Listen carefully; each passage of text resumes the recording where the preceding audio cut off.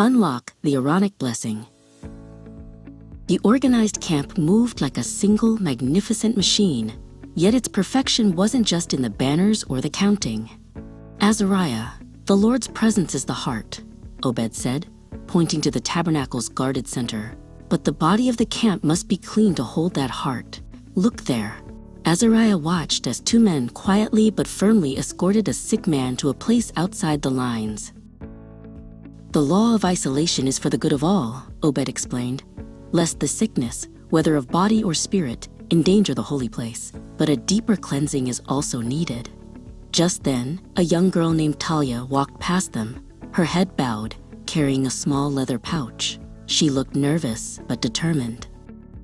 She goes to the priest to confess a wrongdoing, Obed murmured. If a person steals or lies, they must confess it openly. They must restore what was taken and add a fifth part to it. Why so much, my son? To show that restitution is more than simple repayment, father. It is a sacrifice to heal the rift, Azariah replied, recalling his earlier lessons on atonement. The laws of the camp taught them that God's presence demanded truth and generosity. To receive blessing, they had to deal with their inner sin first.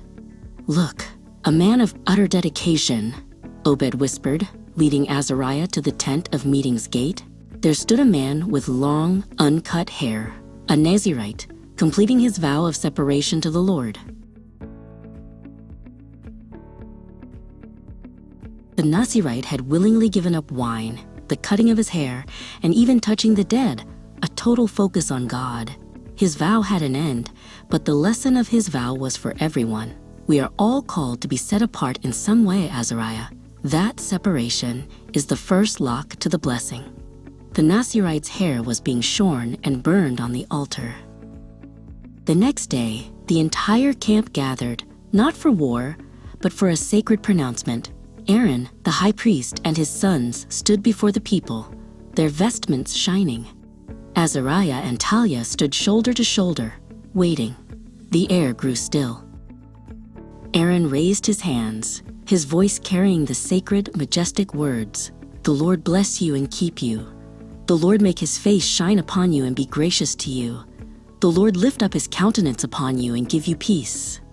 This was the AARONIC blessing, the power of God's own heart poured out onto his people. That blessing is the key, Obed said, his voice full of awe. After the cleansing, after the dedication, comes the ultimate promise of God's presence and peace. The Lord puts his name upon his people. But even this blessing has an